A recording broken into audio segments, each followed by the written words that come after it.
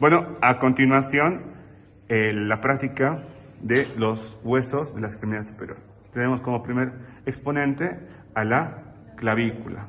Es un hueso largo en forma de S, mismo que tiene las siguientes características. Antes, este hueso se encuentra antero superior del tórax y se encuentra entre lo que es el esternón y la escápula en su parte del acromion, ¿ya? ¿Qué partes tiene o qué descripción se puede tener? Bueno, tiene una cara superior y una cara inferior. La posición anatómica es esta, ¿ya? Es una posición prácticamente recta. Una cara superior que mira hacia arriba, una cara inferior que mira hacia abajo. Posteriormente tiene lo que es un borde anterior y un borde posterior, ¿ya? Iremos escribiendo uno por uno. Igualmente tiene lo que es un extremo acromial y un extremo external. Recordar que el extremo external es más grueso, es más redondeado. El extremo acromial es más aplanado, ¿ya? Es más plano. Listo. En su cara superior, esta es lisa, pero tiene algunas rugosidades para la inserción de los músculos, que enseguida vamos a describir cuáles son. En su cara posterior, o sea, la que está en su cara inferior, la que está por debajo, tiene lo que es la línea trapezoidal, donde se inserta el ligamento trapezoideo. Listo. Tenemos lo que es el tubérculo conoideo. Muy bien. Entonces se inserta el ligamento conoideo. Al medio tenemos lo que es el surco del músculo subclavio, para la inserción del músculo subclavio. Al extremo más medial tenemos una rugosidad, que es la impresión del ligamento costoclavicular, que un ligamento va de lo que es la clavícula a lo que es la primera costilla. Listo. Esta es una clavícula evidentemente izquierda y esta una derecha. Ahora, bueno, a continuación lo que son los bordes. Tenemos igualmente en posición anatómica, es una clavícula derecha, tenemos un borde posterior y un borde anterior. En sus 2/3 mediales, en su borde anterior es más convexo y se inserta el músculo pectoral mayor. En sus 2/3 más laterales, que es cóncavo, se inserta el músculo deltoides.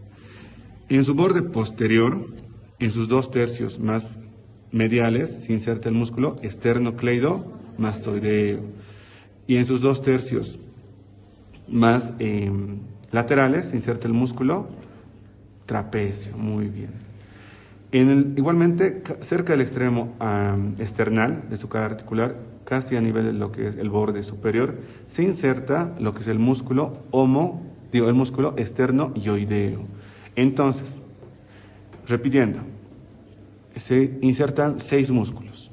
Por arriba, el esternocleidomastoideo, el esternoioideo, el músculo trapecio, el pectoral mayor y el deltoides. Muy bien. Y por atrás, en lo que es la fosa o lo que es el surco subclavio, el músculo subclavio. Ahora, a continuación, el hueso escápula, o también llamado omóplato, el cual es un hueso plano, se ubica póstero superior del tórax, entre las primeras 7 costillas, el cual está ubicado entre lo que es el húmero y también lo que es la clavícula. Este hueso tiene lo que son las siguientes características. Tiene una cara anterior, una cara posterior, un borde medial o espinal, un borde lateral o axilar y un borde superior. Como es triangular, también tiene ángulos, un ángulo superior, un ángulo inferior y un ángulo lateral. También tiene lo que es, a grandes rasgos, la fosa glenoidea, la apófisis coracoides y el acromion, ¿ya? Entonces, ya vamos explicando uno por uno. En la fosa subescapular se inserta el músculo subescapular. En la cara anterior, en su borde medial, se inserta el músculo serrato anterior.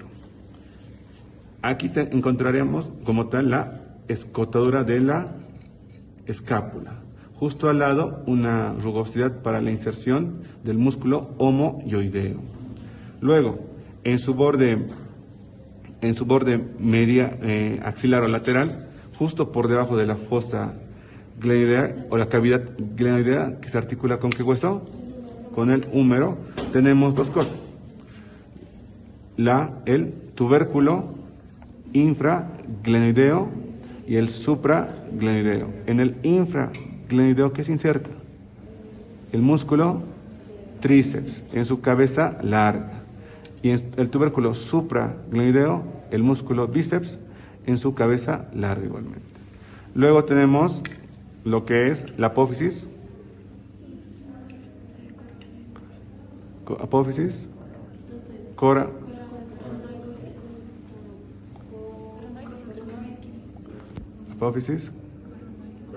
coracoide, ¿ya? Donde se inserta el músculo coracobraquial, el músculo bíceps en su cabeza corta y también el músculo pectoral menor. Muy bien. Ahora iremos a la cara posterior. Dando la vuelta, encontramos su cara posterior, misma que se divide en dos por lo que es la espina. Esta es la espina, la cual divide en una fosa supraespinosa y una fosa infraespinosa. Supraespinosa se inserta el músculo supraespinoso, infraespinosa el músculo infraespinoso. A su vez, igualmente esa espina se continúa con lo que es el acromion, el cual se articula ¿con qué? Con la clavícula, formando articulación, como ven aquí, acromio clavicular, con el ligamento acromio clavicular. Ahora, en esta espina, en su borde inferior, se inserta el músculo deltoides y en su borde superior el músculo trapecio, ¿ya? Borde inferior deltoides, superior trapecio. Muy bien. Ahora, en su ángulo superior, que está por encima, se inserta el músculo elevador de la escápula. En su ángulo inferior se inserta el músculo dorsal ancho. En su borde medial, su borde lateral o axilar, en su cara posterior, en la parte superior, se inserta el redondo menor. Y en su parte inferior se inserta el redondo mayor. Arriba el menor, abajo el mayor. Luego, a este lado, igualmente, en su borde medial, en su cara posterior, por encima, la inserción del músculo romboideo menor y por abajo el romboideo mayor. Listo. Y por último tenemos el cuello, ¿no? El cuello de la escápula. Y su articulación con el húmero, formando articulación glenumeral. Una articulación de tipo diartrosis y de tipo esférica o en artrosis.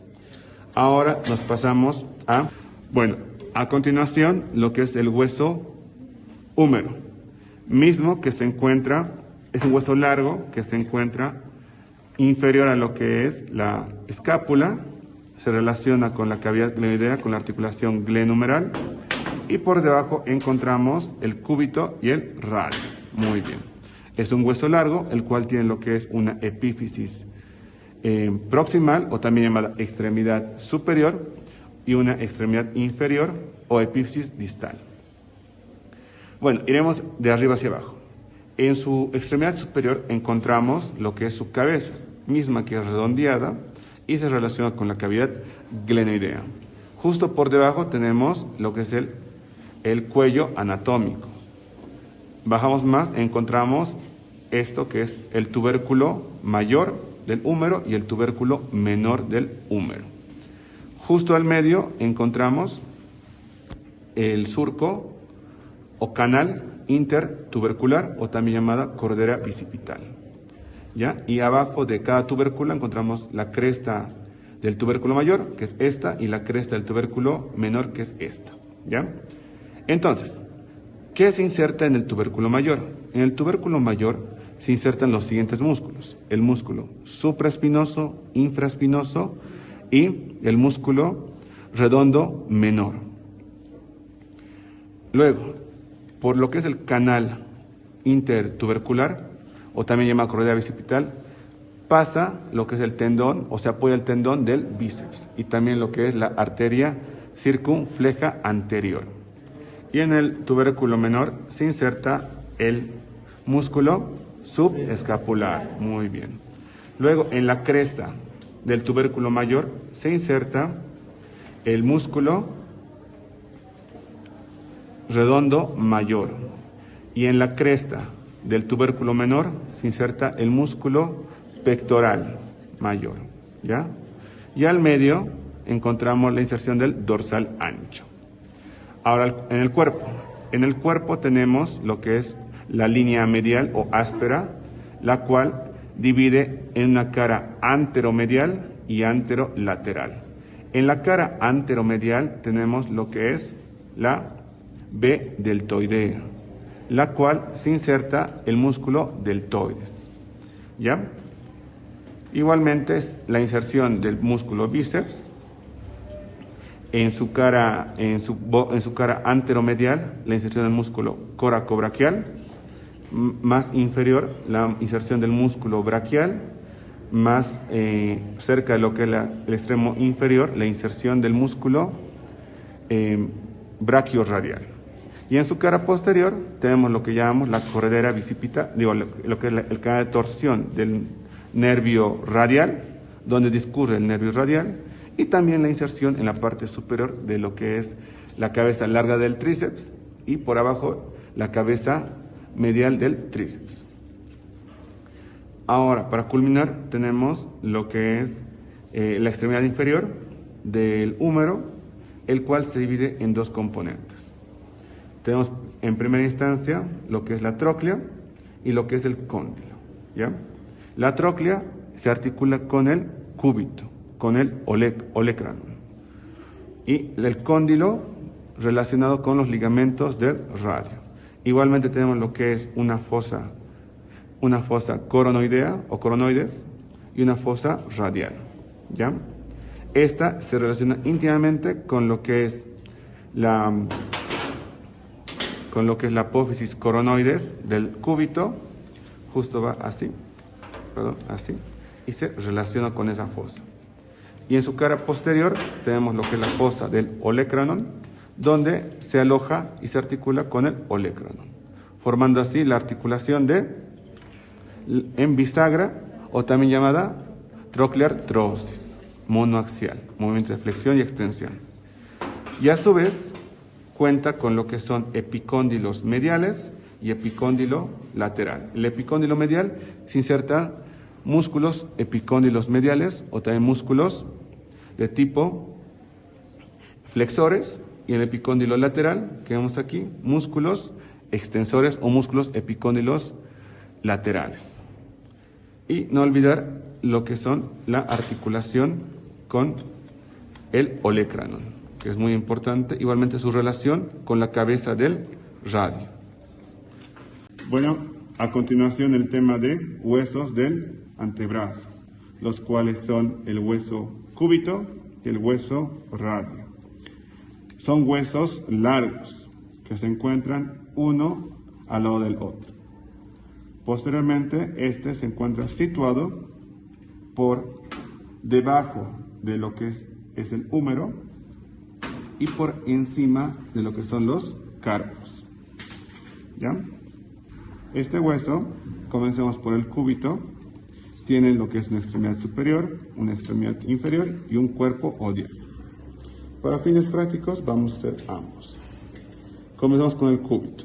El cúbito tiene lo que es una fosa articular, la cual, vista de perfil, tenemos dos partes: el olecranon y la apófisis coronoides. El olecranon se articula con la fosa olecraniana del húmero, haciendo esa articulación en bisagra, o también llamada trochleartrosis, el cual hace movimientos de flexión y extensión, ¿ya? Eje monoaxial, ¿ya? Y la apófisis coronoides va a lo que es la fosa coronoidea, ¿ya? Directamente. Igualmente tiene lo que es la tuberosidad del cúbito.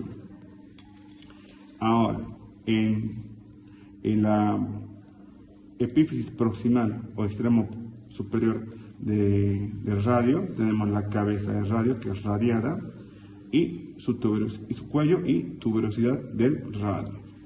A su vez, también cabe mencionar que el cúbito tiene una escotadura, que es la escotadura del radio, ¿ya? Del radio del hueso cúbito, el cual se articula con la cabeza del radio y juntos hacen movimientos cilíndricos. Justo en la articulación hace movimiento cilíndrico, el cual es una articulación, vamos aquí en la imagen, una articulación de tipo pivote o también llamada trocoide, ¿ya? Movimientos giratorios. Otro ejemplo de pivote, ponemos el axis, el atlas, ¿no?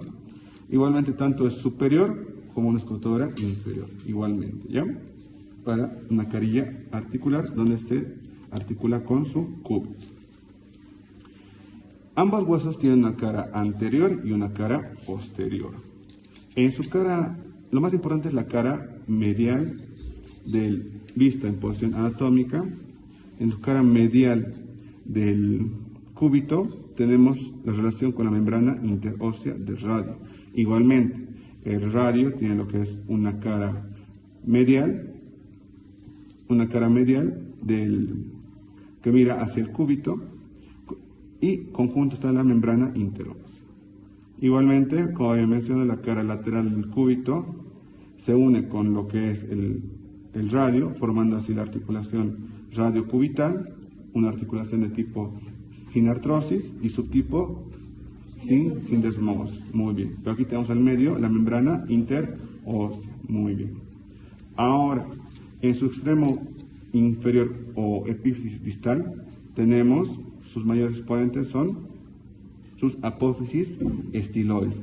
Apófisis estiloides del cúbito, que como les dije, mira hacia el lado medial, y la apófisis estiloides del hueso radio, que mira hacia el lateral. Visto de abajo hacia arriba, tenemos sus carillas articulares. Una primera carilla articular para el hueso escafoides y una segunda carilla articular para el hueso semilunar. E igualmente lo que había mencionado, la escotadura para el radio.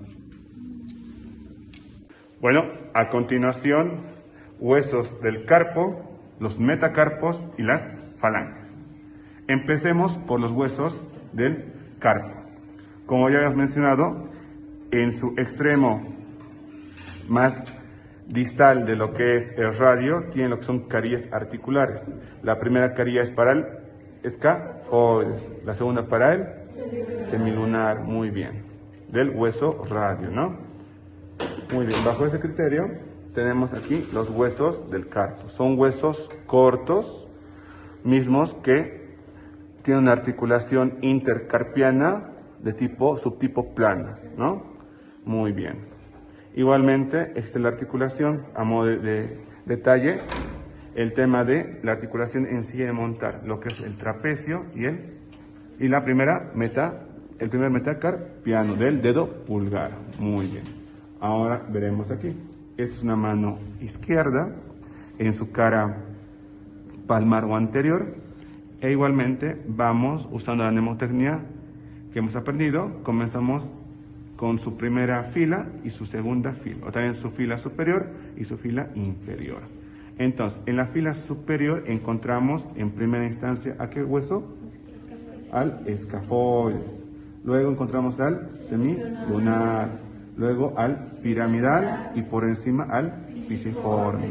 Igualmente, dedo del pulgar, primer metacarpio, y ahí tenemos lo que es la articulación en silla de montar, que se articula con el hueso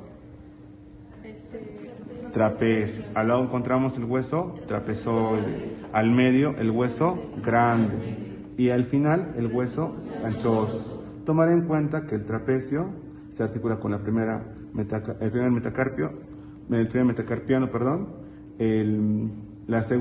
segundo metacarpiano con el hueso trapezoide, el tercer metacarpiano con el hueso grande, el cuarto y el quinto metacarpiano con el ganchoso. Igualmente recordar que el hueso ganchoso tiene lo que es un gancho, ¿ya?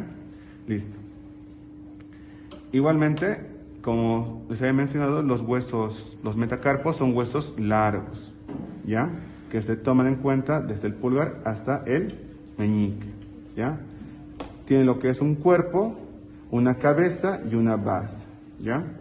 Posteriormente tenemos las falanges, las cuales son falanges proximal, medial y distal, exceptuando al dedo pulgar, el cual solo tiene falange proximal y distal.